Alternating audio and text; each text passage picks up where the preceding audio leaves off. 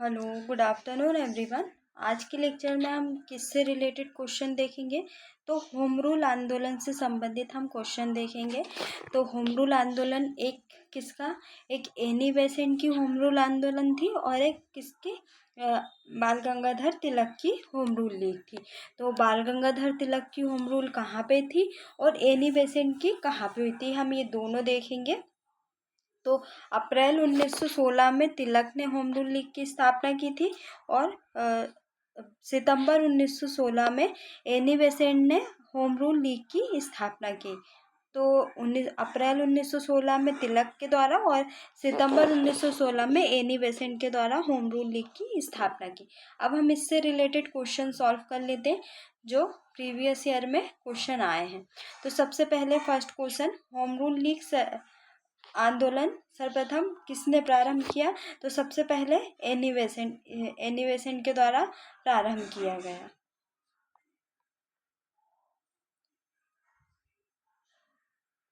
इसमें देखेंगे, हम थोड़ा पढ़ लेते हैं इसको। भारत में होम रूल लीग आंदोलन सर्वप्रथम एनी बेसेंट ने प्रारंभ किया। यद्यपि होम रूल लीग की स्थापना किसने की थी। तो प्रारंभ की बात करें तो एनी बेसेंट ने, और सर्वप्रथम स्थापना किसने की थी तो तिलक के द्वारा। ये दो क्वेश्चन आप कंफ्यूज हो सकते हैं, तो हमको देखना है सर्वप्रथम अगर प्रारंभ की बात करें तो प्रारंभ एनी बेसेंट के द्वारा और स्थापना किसके द्वारा, तो तिलक के द्वारा स्थापना की गई। इसके बाद हम सेकंड क्वेश्चन देखेंगे। वर्ष 1915-16 के में दो होम रूल लीग आरंभ की गई थी, तो का नेतृत्व किया गया था तो तिलक और एनी बेसेंट के द्वारा। तो हमने ये अभी दोनों क्वेश्चन देखे इससे रिलेटेड। अप्रैल 1916 में तिलक ने एवं सितंबर 1916 में एनी बेसेंट ने अपनी अपनी होम रूल लीग की स्थापना की। बेसेंट ने कॉमनवेल्थ और न्यू इंडिया पुस्तक के माध्यम से होम रूल लीग का प्रचार किया, तथा तिलक ने अपनी मराठा और केसरी के माध्यम से अपनी लीग का प्रचार किया। तो हमको ये दोनों जो पुस्तक है, जो दो पुस्तक है, एनी बेसेंट के द्वारा कॉमनवेल्थ और न्यू इंडिया, और तिलक के द्वारा मराठा और केसरी के माध्यम से लीग का प्रचार प्रसार किया। इसके बाद थर्ड क्वेश्चन, एनी बेसेंट मुख्यतः संबंध रही हैं। तो किससे संबंधित रही हैं, गृह शासन आंदोलन से संबंधित रही है। इसके बारे में इनका हम डिस्क्राइब में थोड़ा पढ़ लेते हैं बी थर्ड क्वेश्चन में। एनी बेसेंट मुख्यतः गृह शासन मतलब क्या होता है, होम रूल। तो ये दूसरा नाम भी आ सकता है आपके एग्जाम में। तो गृह शासन मतलब होम रूल होता है, आंदोलन से संबंधित थी। भारत में होम रूल की स्थापना की योजना मूलतः एनी बेसेंट द्वारा ही बनाई गई थी। होम रूल आंदोलन की व्याख्या हमको जो व्याख्या है 2 जनवरी 1914 को अपने पत्र कॉमनवेल्थ में एनी बेसेंट ने की थी। तो होम रूल आंदोलन प्रारंभ होने से पहले ही कॉमनवेल्थ जो पत्र था उसमें एनी बेसेंट के द्वारा इसकी बात कही गई थी, जिसमें ब्रिटिश साम्राज्य के अंतर्गत स्वशासन के उद्देश्य को ध्यान में रखकर धार्मिक स्वतंत्रता, राष्ट्रीय शिक्षा तथा सामाजिक और राजनीतिक सुधारों को आधारभूत कार्यक्रम बनाया था। और भारत में यह आंदोलन प्रथम विश्व युद्ध के दौरान काफ़ी लोकप्रिय रहा। इसके बाद देखेंगे फोर्थ क्वेश्चन, प्रथम विश्व युद्ध के दौरान आंदोलन जो भारत में लोकप्रिय रहा, यह अभी हमने लास्ट लाइन में पढ़ा था इसको, तो होम रूल आंदोलन। इसके बाद हम देखेंगे 5वां, छठा और 7वां क्वेश्चन, तीनों देख लेंगे हम। निम्नलिखित में से किसका योगदान होम रूल लीग की स्थापना में नहीं था। तो इसमें एनी बेसेंट का तो था ही, इसके बाद बाल गंगाधर तिलक का भी था और एम सुब्रमण्यम अय्यर का भी था, पर H.S. ओलकट का इसमें योगदान नहीं था। तो हमारा डी आंसर सही रहेगा। H.S. Olcott, Henry Steel Olcott home rule league से नहीं बल्कि ये थियोसॉफिकल सोसाइटी की स्थापना से संबंध रखते हैं। तिलक ने अप्रैल 1916 को, एनी बेसेंट ने सितंबर 1916 में होम रूल लीग को आरंभ किया। ए सुब्रमण्यम अय्यर भी एनी बेसेंट की होम रूल लीग की स्थापना से संबंध है। इसके बाद देखेंगे हम छठा क्वेश्चन, निम्नलिखित में से कौन होम रूल आंदोलन से नहीं जुड़ा? तो अभी हमने देखा तो तिलक जुड़े थे, सुब्रमण्यम अय्यर, एनी बेसेंट भी, तो CR दास इसका सही आंसर है।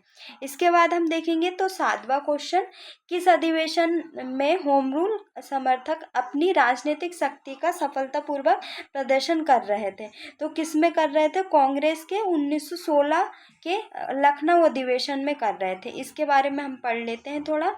वर्ष 1916 के लखनऊ अधिवेशन में होम रूल लीग के सदस्यों ने अपनी राजनीतिक शक्ति का सफलतापूर्वक प्रदर्शन किया था। इसके बाद हम देखेंगे आठवां क्वेश्चन, होम रूल आंदोलन भारत के स्वतंत्रता संग्राम के एक नए चरण के आरंभ का घोतक था। तो क्योंकि इसने देश के सामने स्वशासन की एक ठोस योजना रखी थी। तो हमारा आंसर क्या है? फर्स्ट इसका आंसर है। इसके बाद हम देखेंगे इसका थोड़ा डिस्क्राइब में हम पढ़ लेते हैं।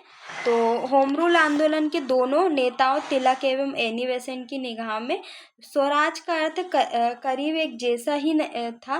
ब्रिटिश साम्राज्य के अंतर्गत स्थानीय, प्रांतीय और केंद्रीय स्तर पर उत्तरदायी शासन एवं प्रशासन की अधिकारिता व्याख्या की जाए।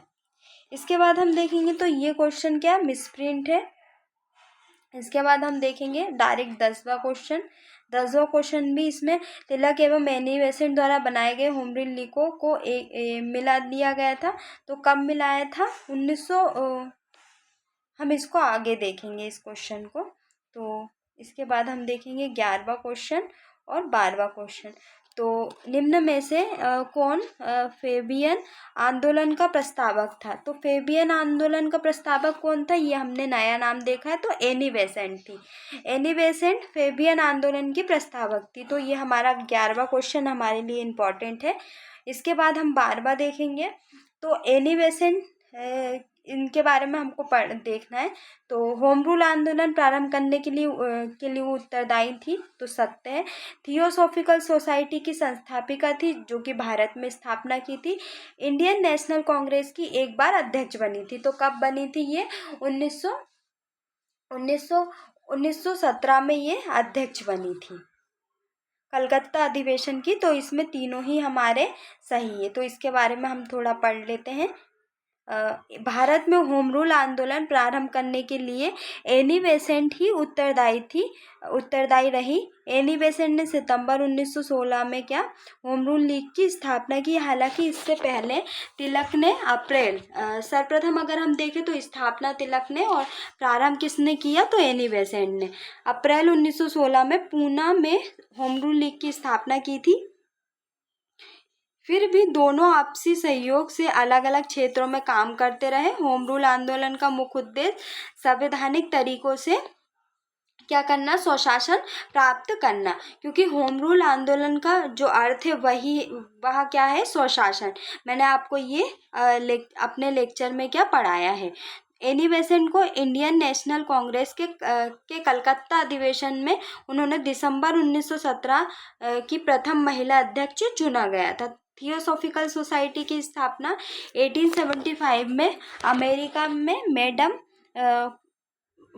ब्लोवेटास्की तथा कर्नल ओलकट ने की थी। एनी बेसेंट 1889 में इसकी सदस्य बनी थी। इस प्रकार कथन 1 और तथा 3 सही है, जबकि 2 हमारा क्या गलत है। तो हमारे तीनों ही कथन सही है। इसमें हमारे तीनों कथन सही है। तो सॉरी, हमारे इसमें क्या फर्स्ट कथन और जो थर्ड कथन है वो सही है, क्योंकि संस्थापिका कौन थी? ओलकट थे। तो हमारा इसका आंसर क्या है? सी सही है। इसके बाद हम देखेंगे 13 क्वेश्चन। तो वर्ष 1920 में निम्नलिखित में से किसने अपना नाम परिवर्तित कर स्वराज सभा कर रख दिया था? तो किसने? All India home rule league ने किया था। इसके बारे में हम पढ़ लेते हैं थोड़ा। तो होम रूल आंदोलन Akhil Bharatiya home rule league एक राष्ट्रीय राजनीतिक संगठन था, जिसकी स्थापना एनी बेसेंट द्वारा सितंबर 1916 में की गई थी। तिलक की Indian home rule league Karnataka, Maharashtra को छोड़कर मध्य प्रांत, बरार तक सीमित थी। देश के बाकी हिस्से एनी बेसेंट की लीग के जिम्मे आ गए और लीग का उद्देश्य ब्रिटिश साम्राज्य के अधीन रहते हुए संवैधानिक तरीके से क्या करना, स्वशासन को प्राप्त करना। वर्ष 1920 में Akhil Bharatiya home rule league ने महात्मा गांधी को इसके अध्यक्ष के रूप में निर्वाचित किया और महात्मा गांधी ने इसका नाम परिवर्तित करके स्वराज सभा किया। तो महात्मा गांधी के द्वारा 1920 में इसका नाम स्वराज सभा रखा गया। इसके उपरांत Akhil Bharatiya home rule league का विलय कांग्रेस में हो गया। तो ये हमारा क्या आज का टॉपिक कंप्लीट हो गया। होम रूल लीग से संबंधित जितने भी क्वेश्चन थे मैंने आपको बता दिए। नेक्स्ट लेक्चर में हम गांधी एवं उनके प्रारंभिक आंदोलन को देखेंगे। किसके? गांधी एवं उनके प्रारंभिक आंदोलन को पढ़ेंगे। इसमें हमको ज़्यादा क्वेश्चन सॉल्व करने हैं। तो हम देख लेते हैं कितने क्वेश्चन सॉल्व करने हैं इसमें हमको 105 क्वेश्चन सॉल्व करने। तो ये हमारे 2 लेक्चर में कंप्लीट हो जाएंगे। तो इसको हम 2 लेक्चर में कंप्लीट कर लेंगे। कौन सा टॉपिक हमारा? गांधी एवं उनके प्रारंभिक आंदोलन को।